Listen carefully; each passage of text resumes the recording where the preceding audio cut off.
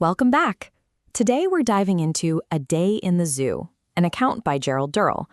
As a dedicated wildlife conservationist, Durrell founded and lived inside his own animal sanctuary on the island of Jersey. Living on the grounds means a zookeeper is on duty 24 hours a day. He is permanently on call to observe the animals, checking on their health and behavior at any hour of the day or night. The average day starts just before dawn. As the sky takes on a faint yellow tinge, the sanctuary wakes up with a layered chorus of birdsong. First the robins, then the hoarse, fruity cries of the touracos, and finally a joyful blackbird. Looking out into the courtyard at this hour, the grass is still thick with dew. On the velvet green lawns, an earnest group of peahens is already meticulously searching the ground for their morning meal. In the early sunlight, a male peacock performs his morning dance, his burnished tail raised like a fountain catching the light. This private window into the sanctuary's morning symphony belongs solely to the keeper, a rare moment of stillness before the workday officially begins. That stillness vanishes at 8 o'clock. The staff arrives, and the air fills with shouted morning greetings, the clanking of heavy buckets, and the scrubbing of stiff brushes. Inside the mammal house, the gorillas are let out of their enclosures so the cages can be cleaned. They gallop across the floor with the high spirits of children, trying to wrench the electric heaters from their sockets or break the fluorescent lights. Keeping the animals safe during this time requires a specific division of labor. One staff member stands guard with a broom in hand, while others sweep up the mess and scatter fresh white sawdust. The staff maintains these individual bonds even during the rush. Etam, the black celibus ape, clings to the cage wire and enthusiastically bares his teeth in a greeting to the keepers as they work. Upstairs, the environment changes completely.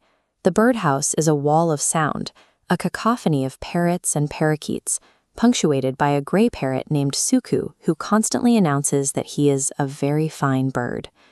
Down at ground level, bright-eyed mongooses patter rapidly around their cages. Meanwhile, the hairy armadillo lies on its back with its paws and nose twitching in the air.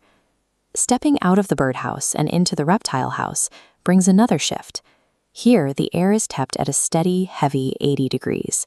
It is an eerie, motionless space. Snakes regard you with lidless eyes, and lizards lie draped over rocks in tree trunks. The only sound is the rhythmic, gulping noise made by the frogs. From the destructive energy of the gorilla house to the stillness of the reptiles, every morning is a coordinated reset. It is a labor-intensive effort to ensure every enclosure is secure and fresh before the gates open to the public. At 10 o'clock, the gates open, and the first rush of visitors comes flooding into the grounds. Everyone on staff has to be alert from this moment on. They are not watching to make sure the animals don't hurt the people. They are guarding the animals from the visitors.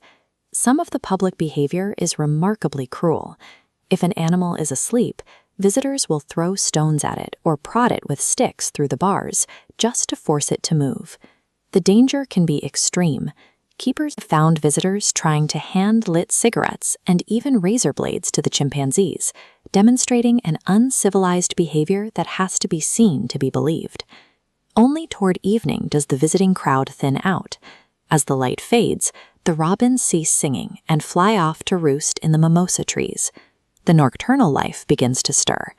The white-faced owls open their large golden eyes, and a sudden chorus erupts from the chimpanzee house as they bicker over who should have the best straw for their beds.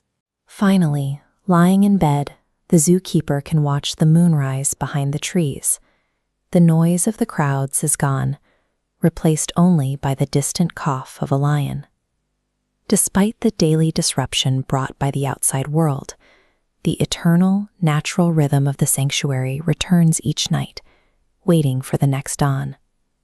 Thanks for watching. Let us know which part of the zookeeper's routine surprised you most in the comments below, and don't forget to like and subscribe for the next chapter.